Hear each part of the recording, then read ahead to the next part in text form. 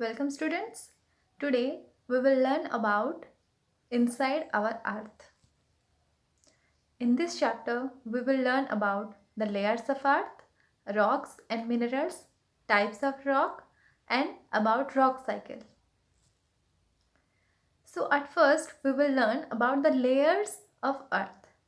तो ये समझाने से पहले मैं आप लोगों का एक मिसकंसेप्शन दूर करना चाहूँगी, क्योंकि अभी भी कुछ बच्चों को, बहुत सारे बच्चों को ये मिसकंसेप्शन है कि हम अर्थ के अंदर रहते हैं या अर्थ के बाहर रहते हैं या अर्थ के ऊपर रहते हैं। तो यहाँ पे मैं बताना चाहती हूँ कि हम अर्थ के अंदर नहीं रहते हैं, हम अर्थ के ऊपर ही रहते हैं। तो अगर हम ऊपर रहते हैं तो अर्थ के अंदर एक्चुअली क्या है, अर्थ किन किन चीज़ों से बना है, तो उसके बारे में हम ये चैप्टर में पूरा पढ़ेंगे। तो यहाँ पे हमारा पहला है लेयर्स ऑफ अर्थ। जैसे कि आप सबने प्याज देखा होगा, प्याज का जैसे बहुत सारे लेयर होते हैं, एक लेयर के बाद और एक लेयर, उसके बाद और एक लेयर, ऐसे जैसे लेयर के बाद लेयर निकलता है, वैसे ही हमारा जो अर्थ है, अर्थ का भी कुछ लेयर्स हैं। इसका टोटल 3 लेयर्स है, और एक लेयर के बाद और एक लेयर, एक लेयर के बाद और एक लेयर, ऐसे लेयर है। तो टोटल हमारा अर्थ के 3 लेयर्स हैं, जिसको कि हम बोलते हैं क्रस्ट, जो कि अपर मोस्ट लेयर है, देन है मेंटल, जो कि मिडिल लेयर है, देन है कोर, जो कि इनर मोस्ट लेयर है अर्थ सरफेस का। तो पहले हम यहाँ पे आप लोग पिक्चर्स में देख सकते हैं कि जो पूरा येलो पोर्शन है और जो पूरा ब्राइट कलर में है, पूरा इंटीरियर में, वो है कोर।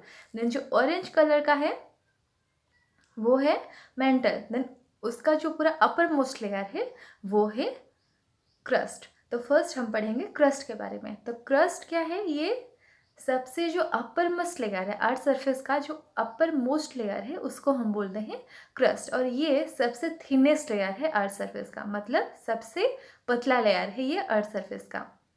और अगर हम कॉन्टिनेंटल मास के बारे में बात करें, मतलब अगर कॉन्टिनेंट के बारे में बात करें, तो कॉन्टिनेंट में ये 30 किलोमीटर तक रहता है, और ओशन फ्लोर में ये 5 किलोमीटर तक रहता है।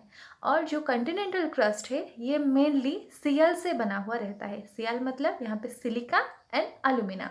और जो ओशनिक क्रस्ट रहता है वो मेनली सीमा से बना हुआ रहता है, मतलब सिलिका एंड मैग्नीशियम। तो यहाँ पे हमें ये 2 चीज़ें याद रखना है कि जो कॉन्टिनेंटल क्रस्ट है वो सिलिका एंड एल्यूमिना से बना हुआ रहता है, और जो ओशनिक क्रस्ट है वो सिलिका एंड मैग्नीशियम से बना हुआ रहता है। देन हमारा नेक्स्ट लेयर है मेंटल। तो मेंटल है middle most layer of the earth, मतलब जो मिडिल लेयर है उसको हम बोलते हैं मेंटल, और ये जस्ट क्रस्ट के नीचे ही रहता है ये लेयर, और ये अप टू 2900 किलोमीटर तक इसका एक्सटेंशन रहता है।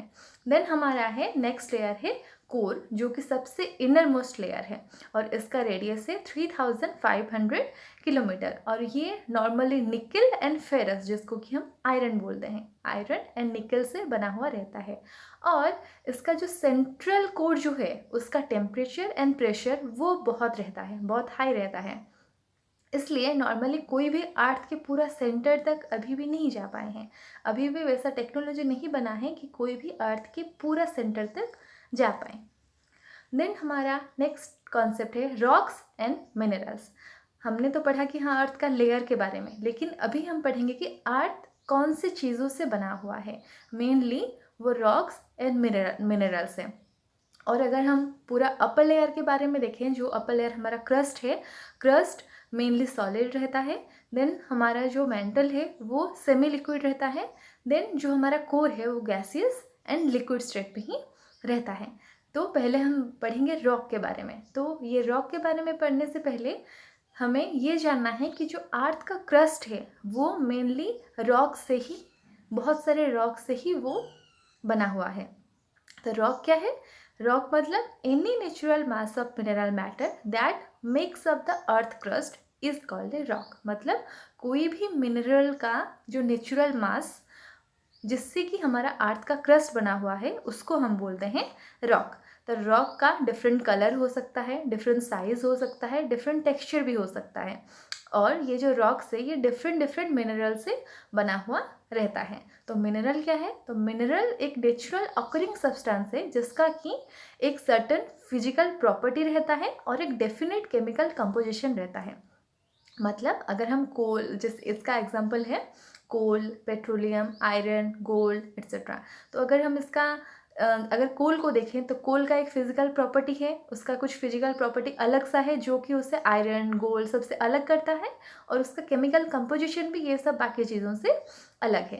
देन हम पढ़ेंगे टाइप्स ऑफ रॉक के बारे में। तो हमारा नॉर्मली 3 टाइप का रॉक रहते हैं, एक है इग्नियस रॉक, सेकेंड है सेडिमेंटरी रॉक एंड थर्ड है मेटामॉर्फिक रॉक। तो फर्स्ट हम पढ़ेंगे, यहाँ पे आप लोग पिक्चर देख सकते हैं igneous, metamorphic and sedimentary rock का। देन हम फर्स्ट पढ़ेंगे इग्नियस रॉक के बारे में। तो इग्नियस रॉक, ये इग्निस एक वर्ड है, इग्निस वहाँ से आया है जिसका मतलब है फायर। तो इग्नियस रॉक कैसे बनता है, जबकि अर्थ की इनसाइड जो हमारा मोल्टेन मैग्मा है वो जब कूल हो जाता है वो सॉलिड बन जाता है, और उससे ही इग्नियस रॉक फॉर्म होता है। और ये जो इग्नियस रॉक है इसको नॉर्मली पेरेंट रॉक भी बोला जाता है। तो ये इग्नियस रॉक 2 टाइप का होते हैं, एक है इंट्रूसिव रॉक और एक है एक्सट्रूसिव रॉक। तो जो इंट्रूसिव इग्नियस रॉक है वो कैसे बनता है, जब जो मैग्मा जब अर्थ के इनसाइड ही, वो अर्थ के बाहर नहीं आ पाता है, अर्थ के इनसाइड ही वो जब कूल हो जाता है एंड सॉलिड हो जाता है, उसको हम बोलते हैं इंट्रूसिव रॉक। और जब ये मैग्मा अर्थ के बाहर आउटसाइड जब आ जाता है और सॉलिड बनता है, उसको हम बोलते हैं एक्सट्रूसिव रॉक। तो इंट्रूसिव रॉक का एग्जांपल है ग्रेनाइट एंड एक्सट्रूसिव रॉक का एग्जांपल है बासाल्ट। देन हमारा सेकेंड टाइप है सेडिमेंटरी रॉक। तो जब ये जो इग्नियस रॉक है ये जब टूट जाता है, छोटे छोटे पार्टिकल्स में ये जब डिस्ट्रीब्यूट हो जाता है, तो वो छोटे छोटे पार्टिकल लूज पार्टिकल्स को हम बोलते हैं सेडिमेंट्स। तो ये जब सेडिमेंट्स कंप्रेस हो जाता है और हार्ड बन जाता है तब सेडिमेंटरी रॉक फॉर्म होता है। जैसे कि एग्जांपल हम ले सकते हैं सैंडस्टोन का, जबकि छोटा छोटा बहुत सारा छोटा छोटा सैंड का पार्टिकल्स मिलके सैंडस्टोन बनता है। फिर हमारा थर्ड टाइप है मेटामॉर्फिक रॉक। मेटामॉर्फिक रॉक जब कैसे बनता है, जबकि इग्नियस एंड सेडिमेंटरी रॉक को बहुत हीट एंड प्रेशर का सामना करना पड़ता है, वो मेटामॉर्फिक रॉक में कन्वर्ट हो जाता है। जबकि उन्हें बहुत हीट एंड प्रेशर मिलता है तब वो मेटामॉर्फिक रॉक बन जाता है। जैसे कि अगर हम एग्जांपल ले क्ले का, तो क्ले को जब बहुत हीट एंड प्रेशर दिया जाएगा तो वो स्लेट बन जाएगा। वैसे ही लाइमस्टोन, अगर उसे बहुत हीट एंड प्रेशर मिलेगा तो वो मार्बल बन जाएगा। यहाँ पे आप एग्जांपल देख सकते हैं, फर्स्ट एग्जांपल इग्नियस रॉक का है जो कि मैग्मा पूरा रेड कलर का जो है वो मैग्मा है, वो जब कूल होकर सॉलिड हो जाएगा वो इग्नियस रॉक होगा। देन सेडिमेंटरी रॉक का पहचानने का सबसे एक बढ़िया तरीका है, उसको आप यहाँ पे नोटिस कर सकते हैं कि उसे लेयर बना है। तो सेडिमेंटरी रॉक नॉर्मली ऐसे लेयर ही रहता है, मैक्सिमम रॉक पे ऐसे लेयर रहते हैं सेडिमेंटरी रॉक का। देन हमारा नेक्स्ट है ये मेटामॉर्फिक रॉक, नीचे वाला। देन हमारा नेक्स्ट कॉन्सेप्ट है रॉक साइकिल। तो रॉक साइकिल का मतलब है it is a process of transformation of rock from one form to another form. जैसे कि यहाँ पे आप देख सकते हैं 2 पिक्चर दिया गया है जो कि एक साइकिल फॉर्म में है, मतलब एक सर्कुलर फॉर्म में है। तो ये क्या है एक्चुअली रॉक साइकिल, कि ये एक प्रोसेस है जिसमें क्या होता है, एक रॉक से दूसरे रॉक के फॉर्म में वो ट्रांसफ़र हो जाते हैं। जैसे कि यहाँ पहले फर्स्ट पिक्चर में आप देख सकते हैं, यहाँ पहले वोल्केनिक इरप्शन हुआ, फिर वो मैग्मा कूल हुआ, कूल होने के बाद यहाँ पे इग्नियस रॉक फॉर्म हुआ, इग्नियस रॉक फॉर्म होने के बाद वो सेडिमेंट्स में कन्वर्ट हुआ, फिर सेडिमेंट से वो सेडिमेंटरी रॉक बना, सेडिमेंटरी रॉक से वो क्या हुआ, मेटामॉर्फिक रॉक बना। मेटामॉर्फिक रॉक में रॉक को फिर अगर ज़्यादा हीट मिलेगा तो वो फिर मैग्मा होगा, फिर वोल्केनिक इरप्शन, ऐसे ही ये साइकिल कंटिन्यू होता है।